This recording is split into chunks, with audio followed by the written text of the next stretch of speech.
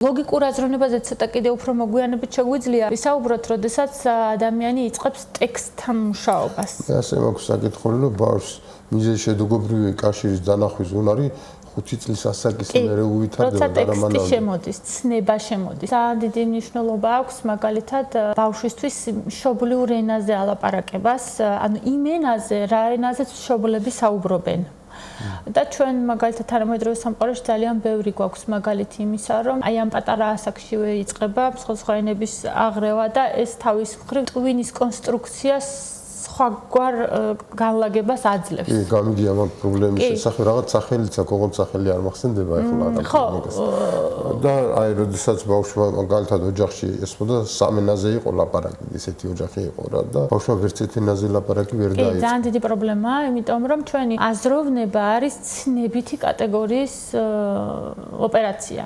და დამოკიდებულია ცნებაზე. ხანდახან უყურებ ხოლმე ამ პროცესს, აი როგორც აი მაგალითს რო ხსნის ადამიანი მათემატიკაში, ცნება ზუსტად ესევე შეგვიძლია ავხსნათ თავის პრეფიქს, სუფიქსებით, შინაარსებით, საიდან მოდის, როგორ მოდის, რისგან არის აწყობილი, ძალიან საინტერესო რაღაცა არის.